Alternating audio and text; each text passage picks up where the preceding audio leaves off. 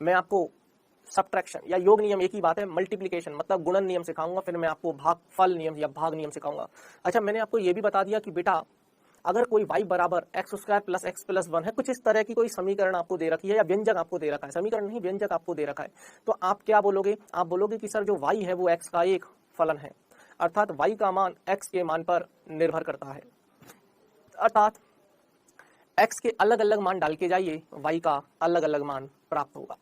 चलिए, तो इसी को ध्यान में रखते हुए हम शुरू करते हैं बेटा आज का लेक्चर। लेकिन आगे बढ़ने से पहले बेटा चैप्टर प्रोग्रेस जैसा कि आप जानते हैं, सबसे पहले हमने त्रिकोणमिति पढ़ा, उसके बाद बीजगणित पढ़ा, उसके बाद अवकलन, फिर उच्चिष्ट निम्निष्ट, फिर समाकलन, फिर निर्देशांक ज्यामिति और फिर ग्राफ आरेख।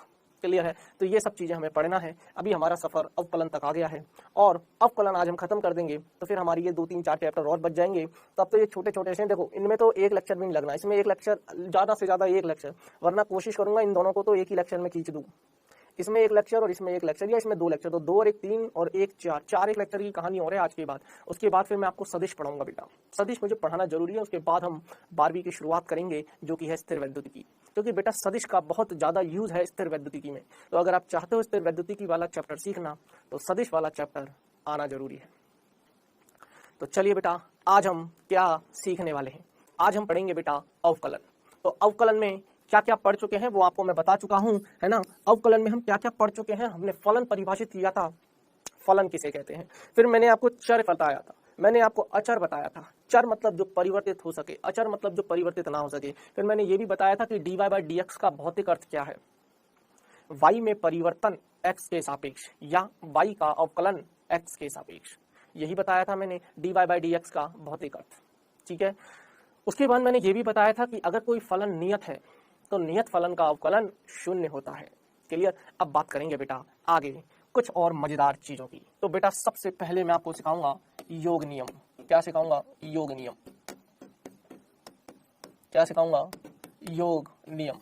बेटा इसको योग नियम भी कहते हो, जनरली तो इसको योग नियम भी कहते हैं, लेकिन इसी में हम घटाव वाला साइन भी पढ़ लेंगे। अरे यार बेसिकली जो प्लस के साथ है ना वही माइनस के साथ भी है सब फलन वाले चैप्टर में, इसलिए योग नियम नाम देके नहीं, वो प्लस और माइनस दोनों तरह के सूत्र आपको बता देते हैं। सुनना बेटा, मान लेते हैं, ध्यान से सुनना, ध्यान से सुनना, थोड़ा सा केस है, स्टडी है केसेस की, अगर समझ में आ जाए तो बहुत अच्छी बात है बेटा, वरना सूत्र तो याद रखना, और अगर सूत्र भी याद न रखो, केस भी नहीं समझ में आए जो मैं समझा रहा हूं, तो फिर जो मैं सवाल करते हुए जो तरीका इस्तेमाल करूंगा वो तरीका भी याद रखो। तुम्हारे पास 3 मौके हैं, पहला मौका छूट जाए तो दूसरे को पकड़ लेना, दूसरा भी छूट जाए तो तीसरे को पकड़ लेना, तीनों में से कोई ना कोई पक्का समझ में आ जाएगा।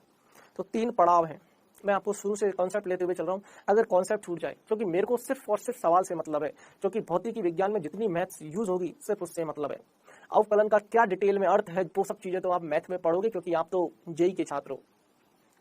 क्लियर है बेटा? तो चलिए बेटा बात करेंगे, हम बात कर रहे हैं योग नियम की। तो मैंने एक उदाहरण के तौर पर लिया बेटा, आपको मान लीजिए दे रखा है y बराबर x square plus x plus 1। एक बात बता, क्या ये 3 अलग अलग फलनों से मिलकर बना है? हाँ सर। सर मान लेता अगर मैं ये u होता एक्स स्क्वायर, v होता x और w होता 1, एक्स स्क्वायर u है मान लेते हैं, और ये x v है और w 1 है, तो यार एक चीज तो कंफर्म है कि सर u जो है वो एक नया फलन है। नहीं आई बात समझ में? इन तीनों को जोड़ के x square plus x plus 1 को जोड़ के जो एक नया फलन बना उसको मैंने y के बराबर रखा है कि y जो है वो x का एक फलन है। तो इन तीनों को जोड़ने के बाद एक नया फलन जिसका नाम हमने दिया y, और ये जो फलन है वो और अपने अंदर छोटे छोटे फलनों को समाये हुए है। मतलब सर अगर मैं अब इसको भूल जाऊं, अब इस पे आओ, सोच के देख बेटा, अगर मैं तुम्हें ये ना देता, मैं तुम्हें सिर्फ u बराबर एक्स स्क्वायर देता, तो तू मुझे क्या बोलता कि सर ये जो u है वो x का एक फलन है। क्या बोलते हैं आप मुझे कि सर ये जो u है वो x का एक फलन है। अगर तुम मुझे सिर्फ ये दे देते x v बराबर x, तो मैं क्या बोलता कि ये जो v है वो x का एक फलन है। तुम मुझे w बराबर 1 बोल देते, तब भी तो मैं यही बोलता कि w जो है वो x का एक फलन है। सर ये x का कहाँ, ये तो एक नियत है। बेटा अगर ध्यान से देखो तो x की घात 0 है, यहाँ x की घात 1 है और यहाँ x की घात 2 है, और किसी भी संख्या की घात 0 1 होती है, इसलिए आप नियत फलन को 1 तो पढ़ते ही हो, लेकिन x की घात 0 भी अगर आप इमेजिन करो तो x की घात 0 है। तो इनडायरेक्ट वो अलग बात है कि x के मान पर निर्भर नहीं कर रहा, कौन? w x के मान पर निर्भर नहीं करता, अर्थात हम बोल सकते हैं कि w एक फलन तो है लेकिन नियत फलन है। कौन सा फलन है बेटा? नियत फलन है।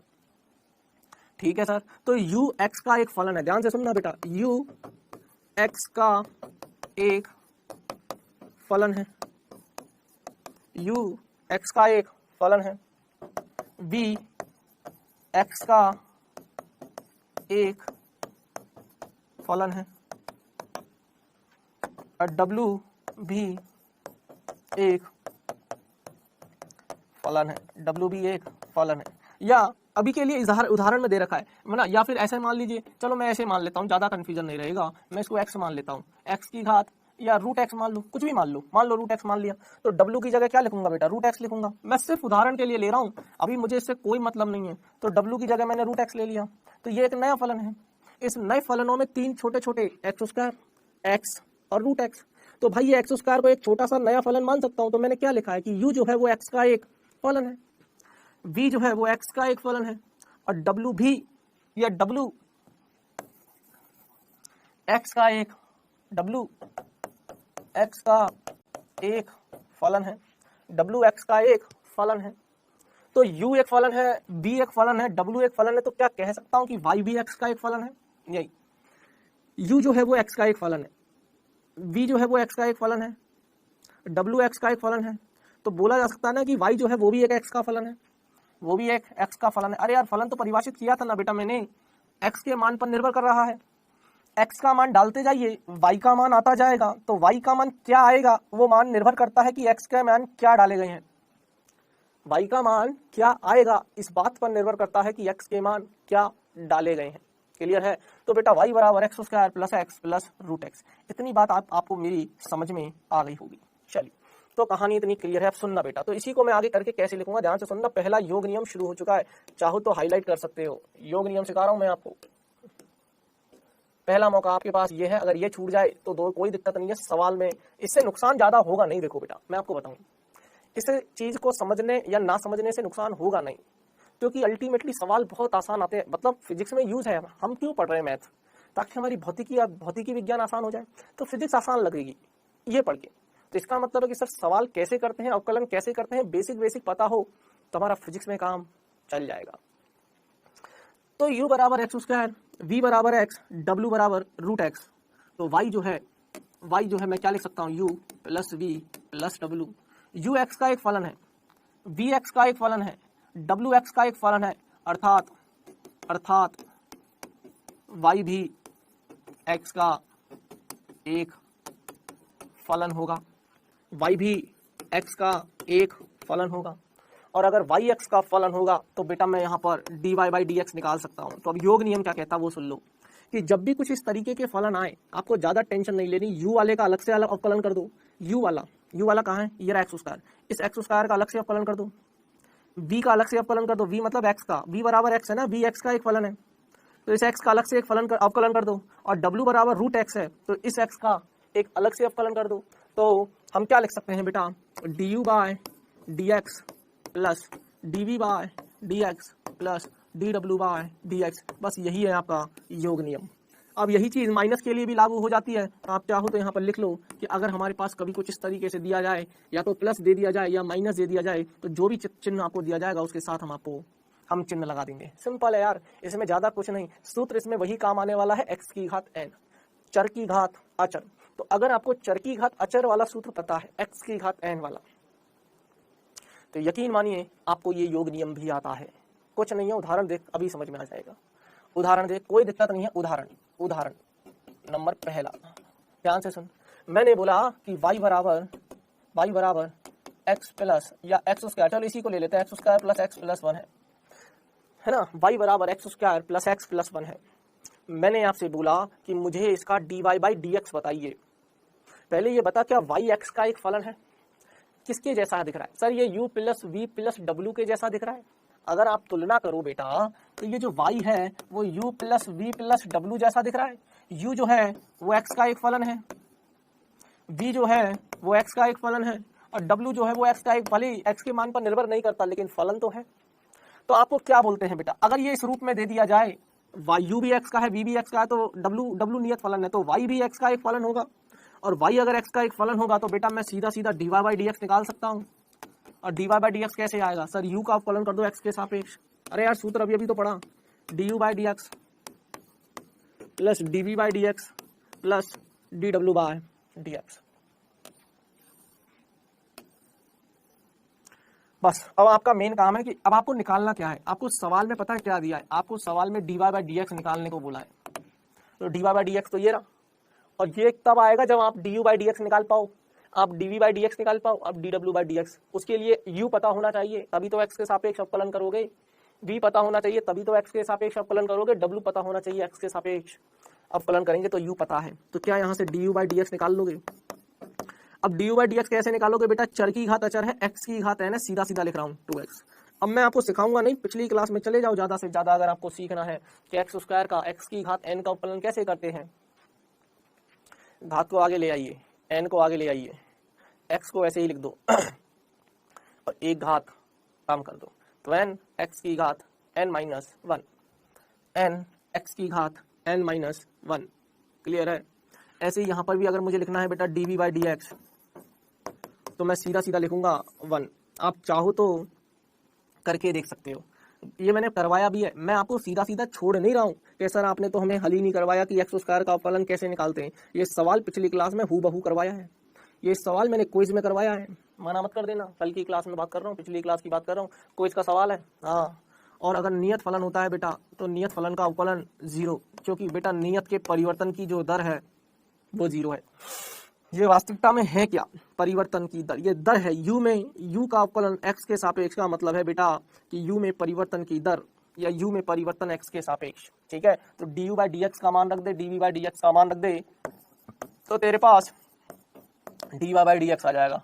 तो du बाई dx क्या है 2x, प्लस का चिन्ह है, dv बाई dx क्या है 1 और dw बाई dx क्या है 0। ओ हो सर, इसका मतलब मेरे पास dy बाई dx आ गया, कितना आया 2x प्लस 1। अब बहुत आसान, इतने लंबे लंबे सूत्र करने की जरूरत है नहीं, ये तो मैंने पहला तरीका आपको सिखा दिया क्योंकि मुझे थोड़ा सा नियम सिखाना था, तो मैंने आपको एक तरीका सिखा दिया, नियम सिखाना था इसलिए।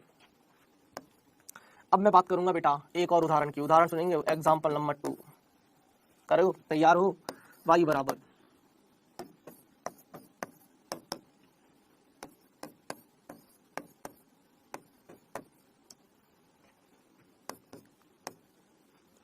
मुझे इसका अवकलन करना है, मुझे dy बाई dx निकालना है।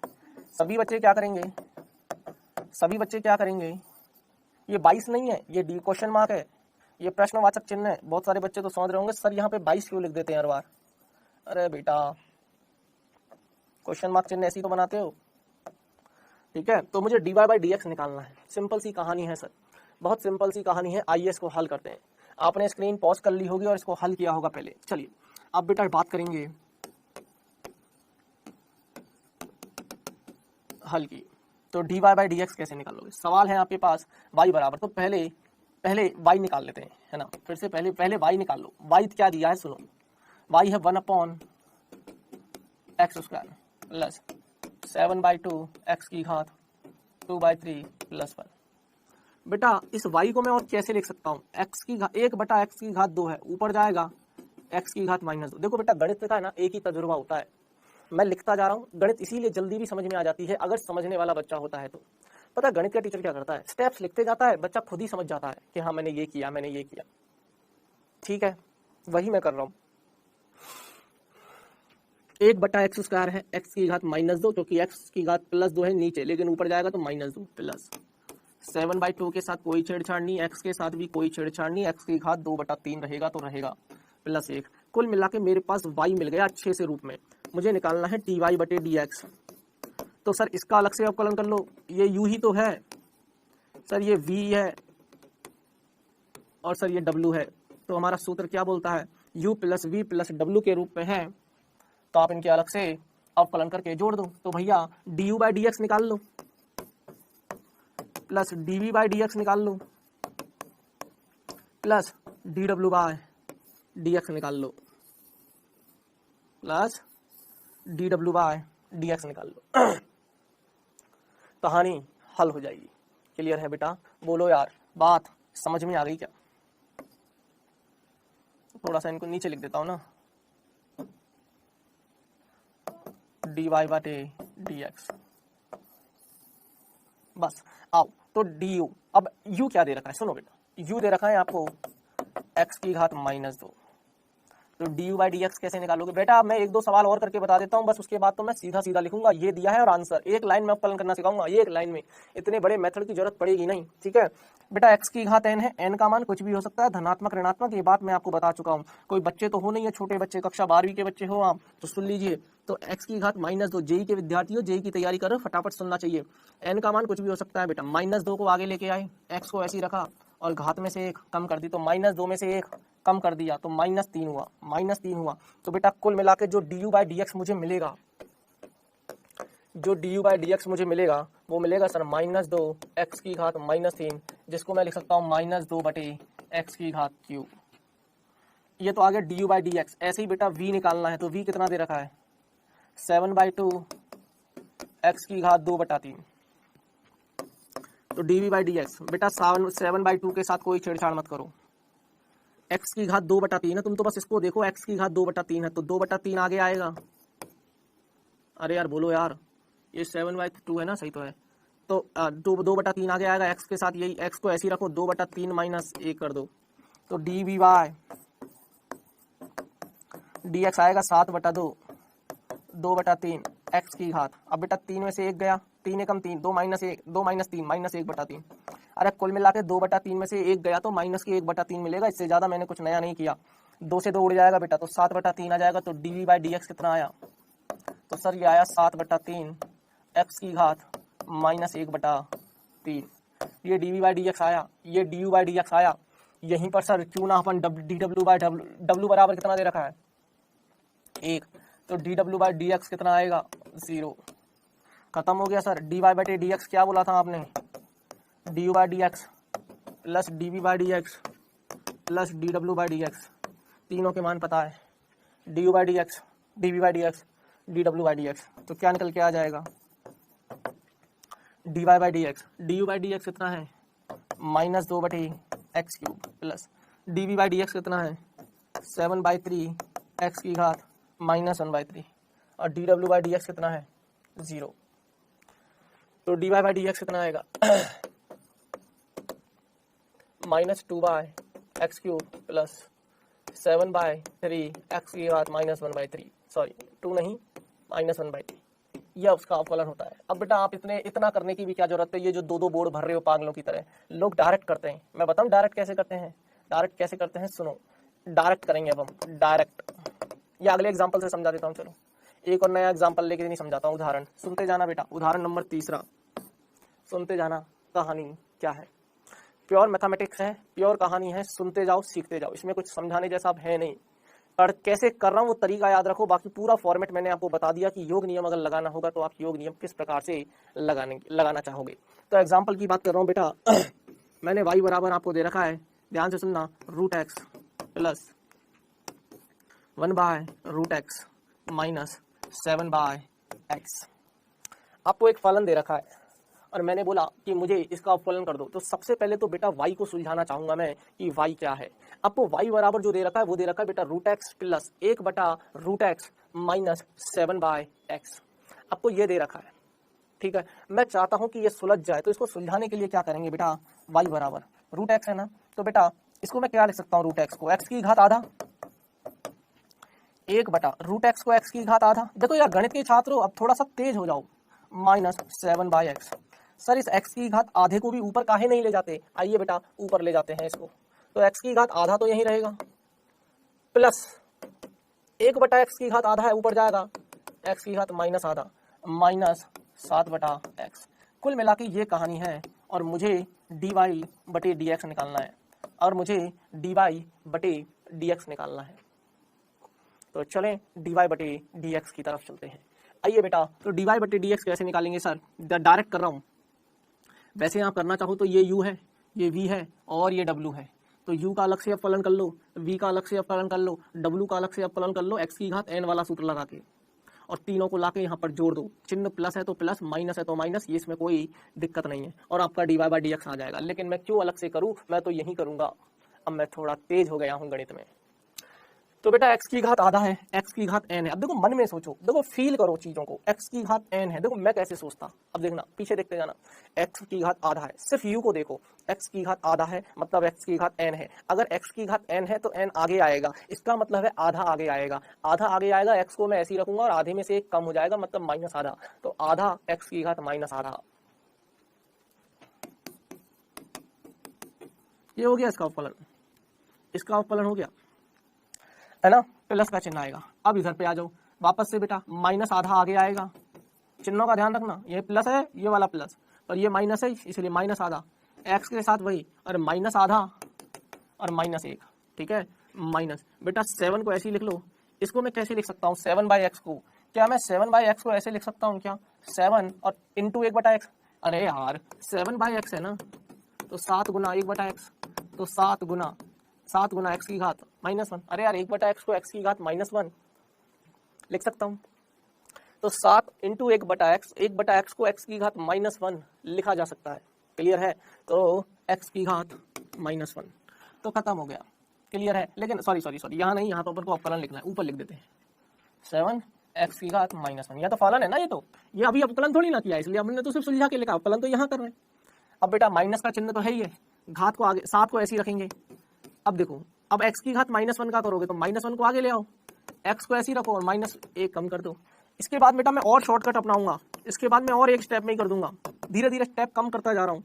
1/2 x की घात -आधा, ये प्लस है ये माइनस है तो माइनस जीत जाएगा, 1/2 x की घात -3/2, ये माइनस है प्लस 7x, ये -1 और ये -1 -2, सवाल हल हो गया। इसको और सिंप्लीफाई मोड में लिखना चाहो तो dy/dx कैसे रखेंगे बेटा, 1/2 x की घात आधा, x की घात -आधा है ना, ऊपर है, नीचे जाएगा तो प्लस आधा है ना, माइनस हाफ 1/x की घात 3/2 प्लस 7x²।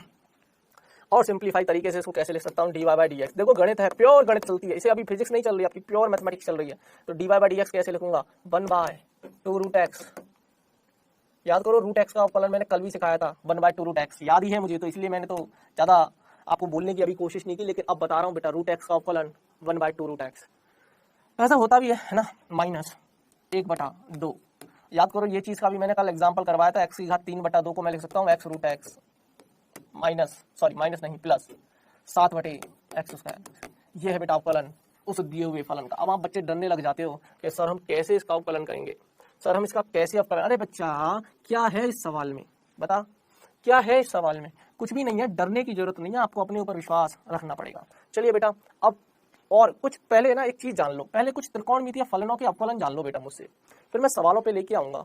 बेटा कुछ त्रिकोणमितीय फलनों के अवकलन आपको दिमाग में रखने हैं, मैंने लिख दिया है, आप सीधे सीधे सूत्रों के साथ इनको याद रखो कि कभी भी अगर आपसे sin x का अवकलन पूछे, क्योंकि बेटा त्रिकोणमितीय फलन 6 है, sin cos tan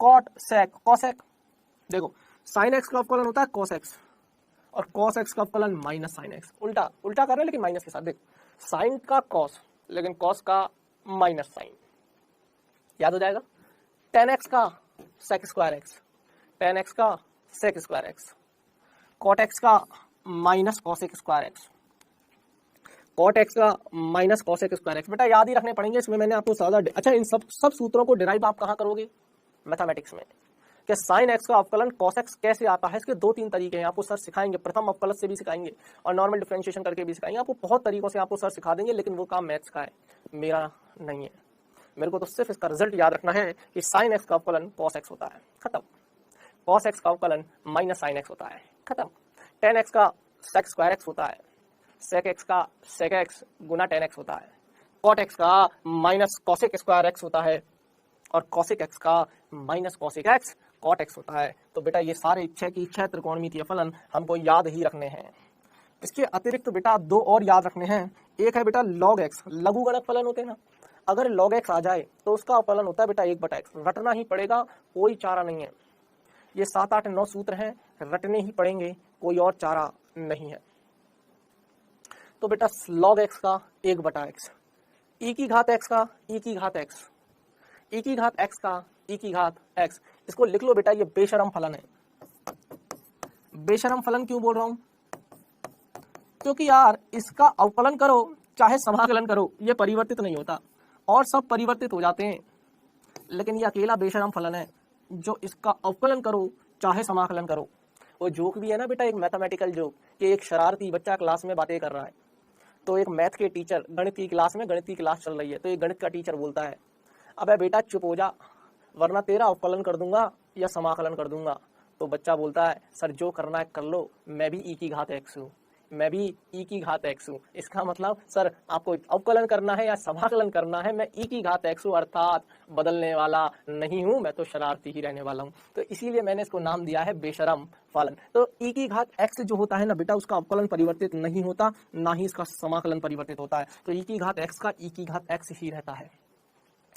ई की घात ए एक्स, इसको अगर याद रख सकते हो तो रख लो, वरना इतना काम आपके आएगा है नहीं, लेकिन रखना चाहो तो रख लो। ई की घात ए एक्स है ना, तो पता है क्या करते हैं, इसको थोड़ी देर के लिए पूरे को x मान ले या t मान ले, जो भी है, तो e की घात t जैसा हो गया, e की घात t का e की घात t, और फिर उस t का करना पड़ता है, तो t का ax का सिर्फ a बचता है, इसलिए a आ जाता है, x का तो dx/dx कर जाता है 1। खैर ये सब चीजें मैथमेटिक्स में सीख लोगे, आपको बस ये सूत्र दिमाग में रखने हैं जो मैंने आपको सिखा दिए। बताओ यार कोई तकलीफ? अरे बोलो बेटा, कोई तकलीफ तो नहीं हो रही होगी? आई थिंक आपको मजा आ रहा है बेटा मुझसे पढ़ने में। चलिए खैर ये सवाल आपको मैंने सिखा दिए, सूत्र आपको दिखा दिए, लिख लो यहाँ पर कुछ महत्वपूर्ण सूत्रों, फलनों के अवकलन, कुछ महत्वपूर्ण फलनों के अवकलन, फलनों के अवकलन, कुछ महत्वपूर्ण फलनों के अवकलन। यार मेरी बात तो तुम्हारे समझ में आ जाती है? अरे हाँ या ना बोलो। चलिए बेटा अब मैं क्या कर रहा हूँ ना, मैंने क्यों बताया ये सूत्र आपको मैं सिखाता हूँ। ये मैंने सूत्र इसलिए बताया क्योंकि अब मैं जो सवाल बनाऊंगा उसमें मैं मिक्सिंग करूंगा, मैं त्रिकोणमिति फलनों के भी अवकलन वाले सवाल मिक्स करूंगा, इसलिए मैंने पहले ये बताया। अब आ जाओ वापस से योग नियम पे, ठीक है? तो ये दिमाग में रखना, आज दिमाग में नहीं रहेगा कोई बात नहीं, लेकिन अगली क्लास में जब भी बैठो तो ये एक एक लाइनें आपको टिप्स पे रटी रहनी चाहिए। अभी तो मैं आपकी मदद कर दूंगा। चलिए बेटा उदाहरण करते हैं। उदाहरण नंबर कौन सा चल रहा है? सर ये हो गया उदाहरण नंबर 3, उदाहरण नंबर 4 पे आ जाइए। क्लियर है? चलिए आपको एक फलन दे रखा है, एक y बराबर दे रखा है, y बराबर दे रखा है sin x plus cos x plus e की घात x। इस तरीके का एक फलन आपको बना के दे दिया और आपसे पूछ लिया dy/dx निकालिए। अब बच्चे डर जाते हैं कि सर x की घात n वाला सूत्र तो लगेगा ही नहीं, क्योंकि ये तो त्रिकोणमितीय फलन है। त्रिकोणमितीय फलन है सर, अच्छी बात है, तो हमें इसके अवकलन पता होने चाहिए। और सर आप कितने अच्छे हो ना, आपने हमें पहले ही बता दिया कि त्रिकोणमितीय फलनों के अवकलन क्या होते हैं। तो सिंपल सी चीज है बेटा, sin x का अवकलन होता है cos x, तो dy/dx मुझे निकालना है। तो sin x का लगेगा वही योग नियम कि पहले इसको u मान ले, इसको v मान ले, इसको w, क्योंकि u भी x का एक फलन है। अरे देखना x का एक फलन है तो u sin x है। इस बार फलन तो बदल सकता है ना बेटा, u x² है, u x है, u sin x भी तो हो सकता है, u e की घात x भी तो हो सकता है, u 2 की घात x भी तो हो सकता है, कुछ भी हो सकता है। u x का एक फलन है तो u x का एक फलन है, तो इसको मैं u मान रहा हूँ, इसको मैं v मान रहा हूँ और इसको मैं w मान रहा हूँ। तो इसका अवकलन कर लो du/dx, dv/dx और dw/dx।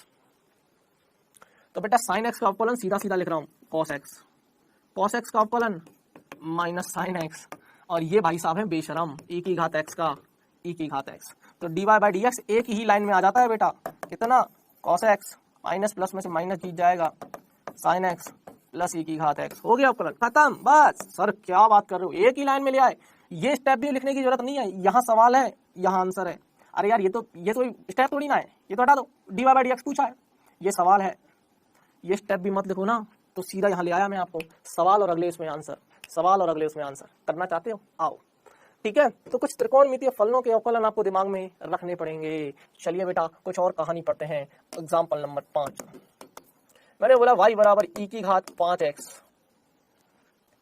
y बराबर e की घात 5x, करिए अवकलन करो। तो सर कुछ देखा देखा सा लग रहा है, बताऊं y बराबर e की घात ax, क्या था इसका dy/dx? Sir a Guna e की घात ax, a गुना e की घात ax। नहीं आया सर याद? कोई बात नहीं, अब याद आ जाएगा। e की घात ax, a गुना e की घात x, e की घात ax, कुछ वैसा ही तो फील दे रहा है मुझे ये। e की घात ax, a का मान 5 है, तो सर dy/dx सीधा सीधा निकाल लो, dy/dx सीधा सीधा निकाल लो। a की जगह कौन है? एक ही जगह 5 है, तुलना करोगे ना, अरे तुलना करोगे तो एक ही जगह ये रहा, x की जगह ये रहा, e की जगह ये रहा, अरे यार। तो अब इसका सूत्र होता है ये, इसका क्या हो जाएगा, एक ही जगह रख दे 5, e की घात 5x, खत्म। ज्यादा दिमाग ही नहीं लगाना। हालांकि इसके तरीके हैं, मेथड्स हैं, लेकिन मैं उन तरीकों में उलझाना नहीं चाहता, क्योंकि बेटा मैं आपको वो पढ़ा रहा हूँ जो मुझे कट टू कट चाहिए। मुझे पता है भौतिकी में कहाँ जरूरत है, तो ज्यादा लफड़े में पढ़ने की जरूरत नहीं है, ठीक है। चलिए अगला सवाल एक और करवाता हूँ, एग्जाम्पल नंबर 6, उसके बाद मैं आपको गुणन नियम पर लेके चलूंगा फटाफट से। सुन लीजिए बेटा, एग्जाम्पल नंबर 6 क्या है, y बराबर आपको दे रखा है, y बराबर आपको दे रखा है, ध्यान से सुन लो क्या दे रखा है sir, 10x plus X square minus X plus E की घात x। सर इसका अवकलन कर दूं तो बेटा बहुत आसान, बहुत आसान सर, 10x का सेक स्क्वायर एक्स प्लस का प्लस एक्स स्क्वायर का 2x माइनस का माइनस इस x का 1 प्लस का प्लस ई की घात x, बेशरम फलन है, ई की घात x का ई की घात x, खत्म हो गया फलन है। सर क्या बात कर रहे हो, हाँ हो गया बेटा, ये रहा dy बाई डी एक्स, खत्म हो गया। अब मैं इसमें क्या समझाऊं, बताना तो भाई, इसमें क्या समझाऊं, कुछ चीजें याद है सीधा अवकलन कर ले। चलिए तो बात समझ में आ गई होगी, है ना। अब आप लगाओगे, एक और सवाल कराओ, नहीं चलो अगली हेडिंग लगाएंगे बेटा गुणन नियम, तो दूसरा नियम लगाइए गुणन नियम।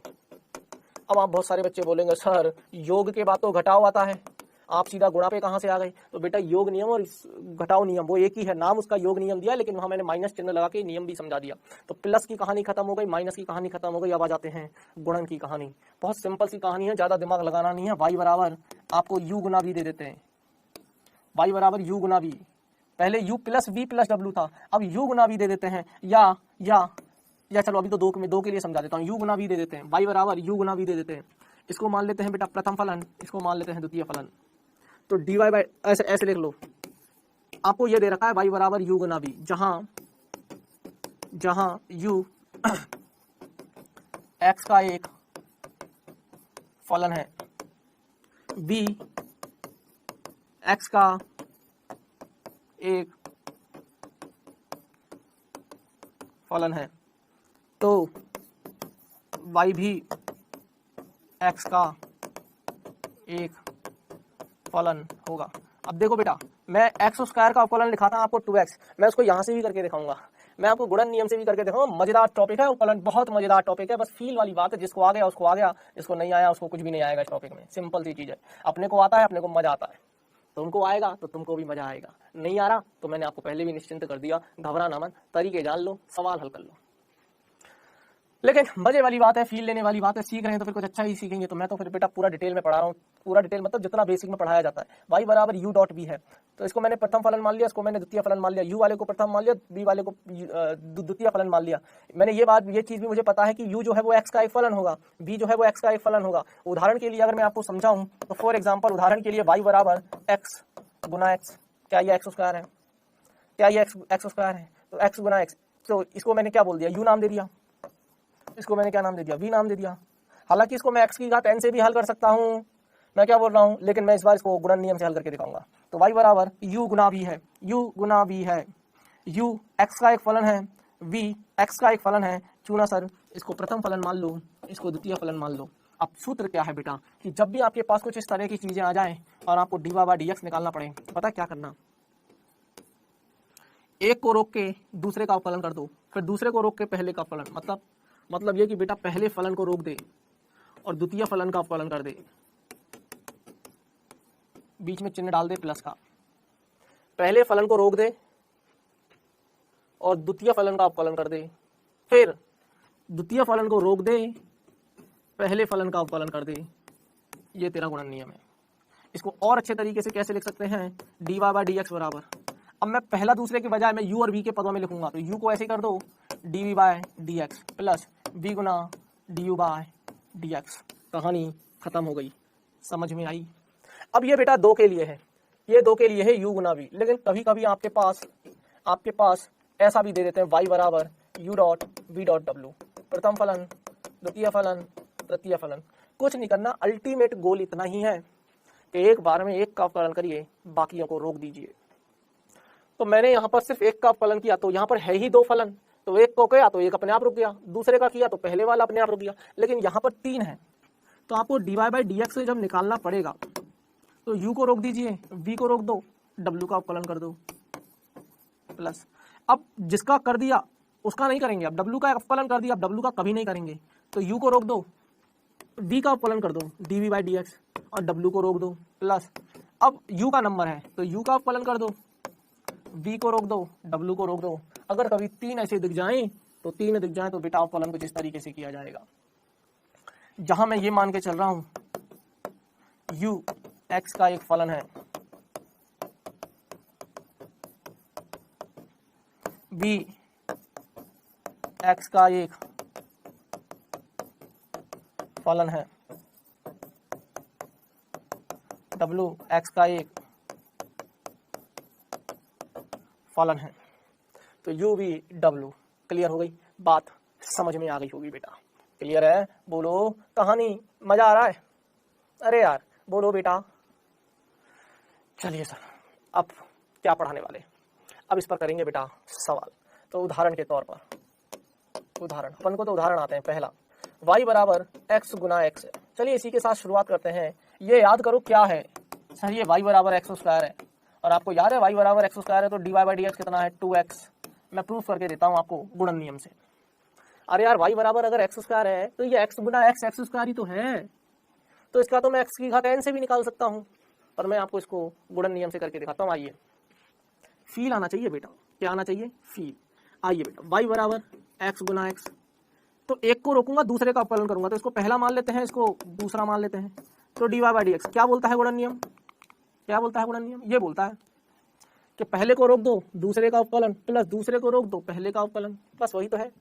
तो पहले को रोक दो दूसरे का अवकलन, तो dy बाई डी एक्स पहला क्या है, सॉरी पहले को रोक दिया दूसरे का अवकलन x प्लस, इस बार दूसरे को रोक दिया पहले का अवकलन, तो dy बाई डी एक्स क्या आएगा? dy by D x x, इसका अवकलन x का अवकलन x के सापेक्ष 1 प्लस, अरे dx by D x 1, x को रोक दिया, dx by D x 1, x Guna 1 x Guna 1 x plus x, तो dy बाई डी एक्स क्या आया? dy बाई डी एक्स क्या आया? x प्लस x, और x प्लस x क्या होता है? 2x। वाह सर वाह, आया फील।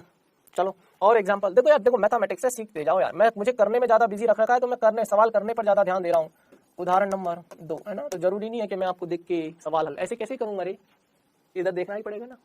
तो समझ जाओ कि सर हमें अगर मैं कि सर से हम आज तो सर हमसे बात ही नहीं कर रहे, तो बेटा सवाल समझा रहा हूँ ना, है ना, तो वहां से समझ लो। ठीक है, चलिए उदाहरण नंबर 2 की बात करते हैं। तो उदाहरण नंबर 2 मैंने बोल दिया y बराबर साइन एक्स गुना कॉस एक्स। अब आएगा मजा, अब आएगा असली खेल। प्लस नहीं है, गुना है बीच में, sine x plus cos x नहीं है, उसका अवकलन तो हमने योग नियम से किया था। अब है sine X Guna cos x.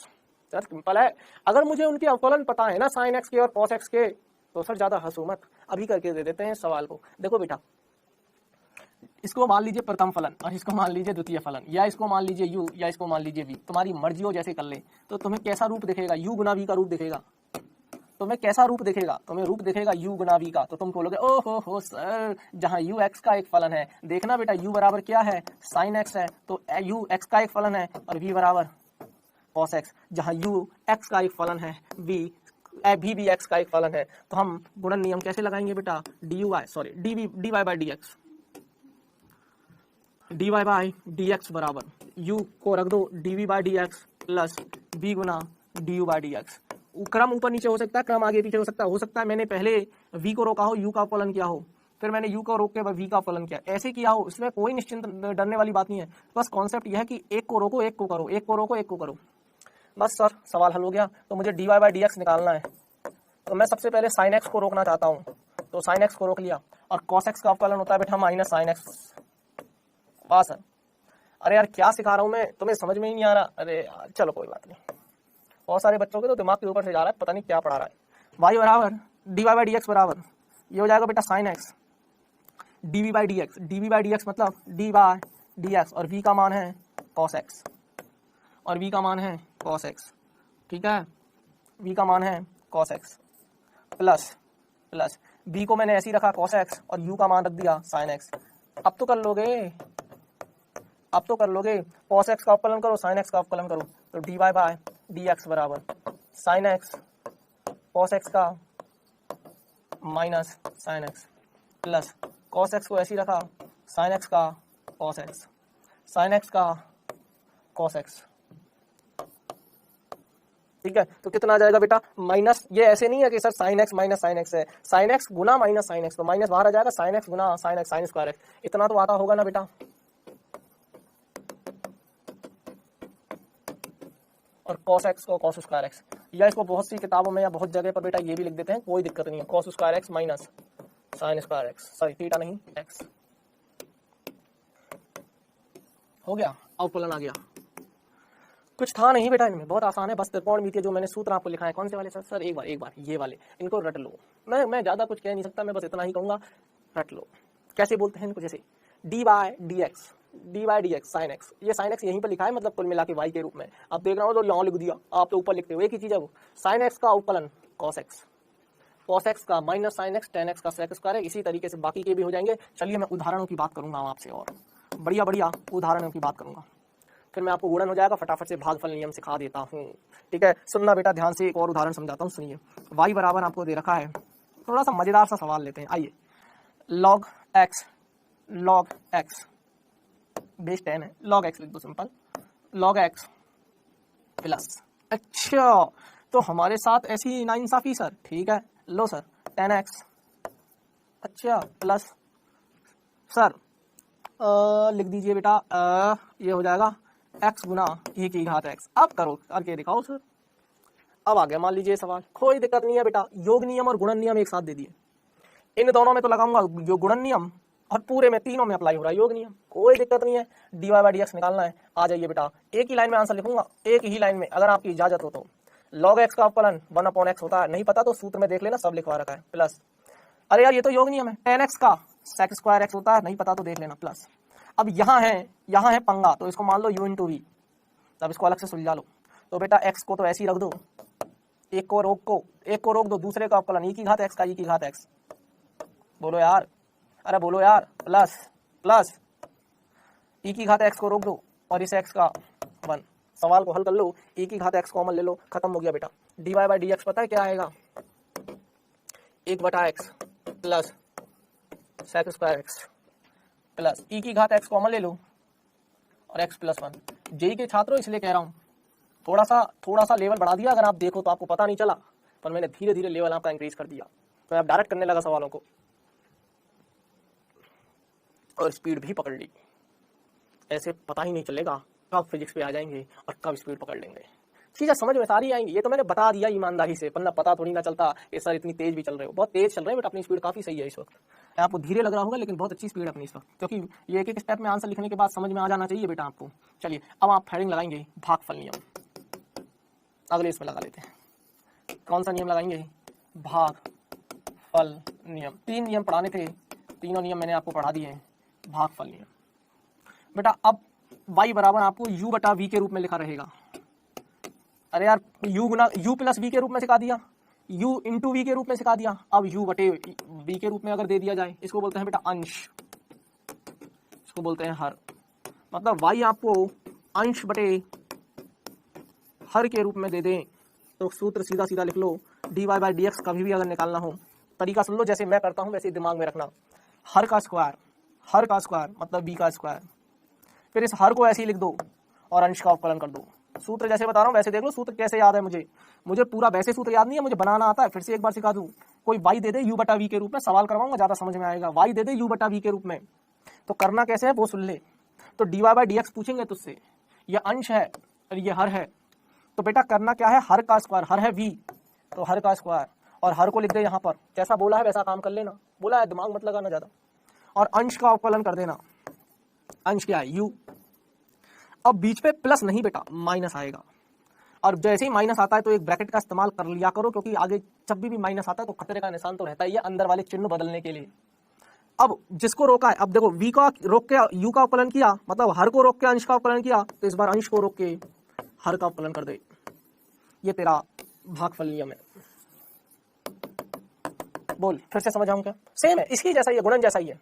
u Guna dv by D x plus v गुना du बाई, बस यहाँ प्लस है और यहाँ माइनस है, बस इतना ध्यान रखना, इतना ध्यान रखना। और एक चीज का ध्यान रखना, यहाँ अंश आएगा या सॉरी यहाँ हर आएगा, अंश का अवकलन करेगा, सबसे पहले हर लिख के अंश का अवकलन करेगा, वहां तो क्या था, किसी को भी प्रथम किसी को भी द्वितीय मान लेते थे। यहाँ अंश और हर की कहानी थोड़ी डिफरेंट है। यहाँ पहले हर को ऐसे ही रखेगा, अंश का फलन करेगा, माइनस अंश को रख के हर का फलन करेगा क्योंकि बाहर माइनस है, और नीचे हर का स्क्वायर है। सिंपल है, सवाल करते हैं। आइए एग्जाम्पल नंबर पहला, पहले बता समझ में आया क्या? अच्छा यहाँ पर लिखना चाहो तो ये फॉर्मेलिटी लिख लेते हैं, u x का एक फलन है, u x का एक फलन है, v x का एक फलन है, तो y भी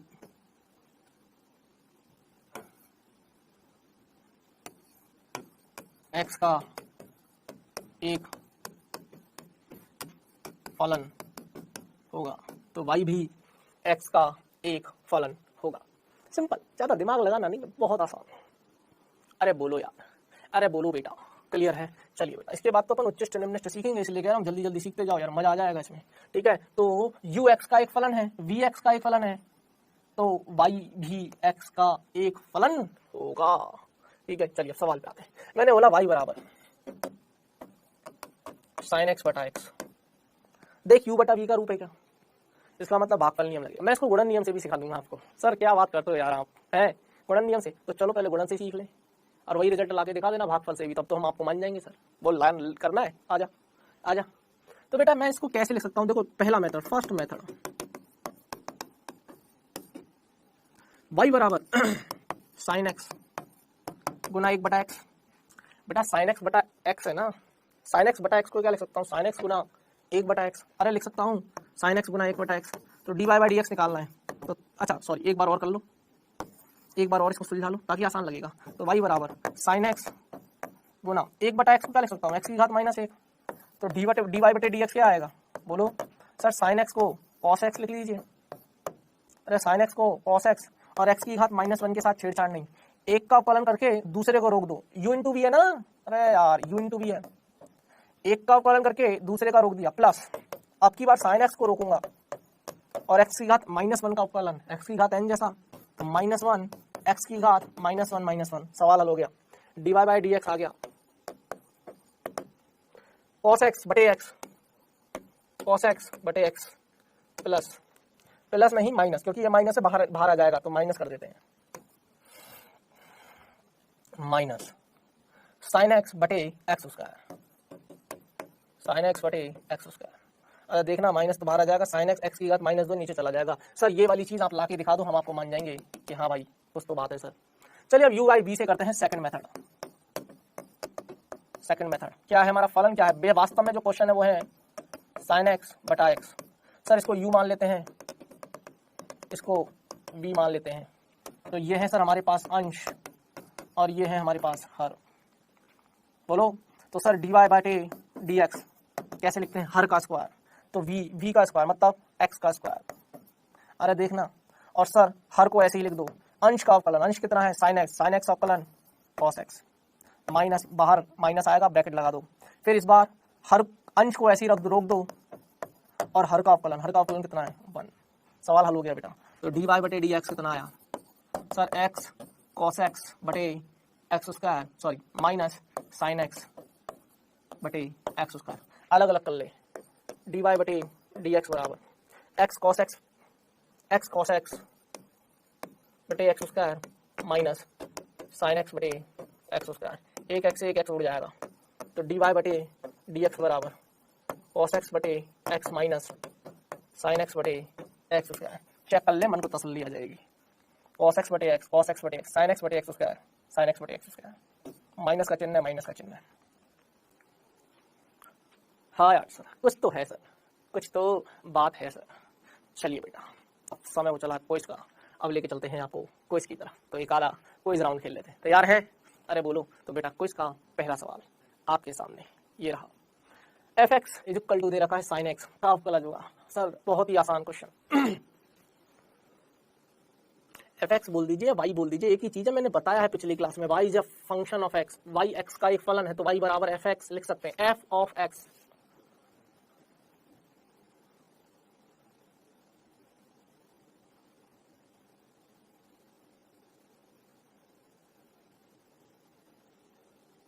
चलिए निम्नलिखित फलनों का x के सापेक्ष अवकलन ज्ञात कीजिए। निम्नलिखित फलनों का मतलब एक फलन दे रखा है आपको, फलनों की जगह फलन कर लेंगे तो भी सही है। तो निम्नलिखित फलन का x के सापेक्ष अवकलन करना बहुत आसान सवाल है, ज्यादा दिमाग लगाने की जरूरत नहीं है। सवाल को हल करिए। डर गए ना तुम इस सवाल से, और ये क्या सवाल दे दिया है? कुछ भी नहीं है इसमें तो।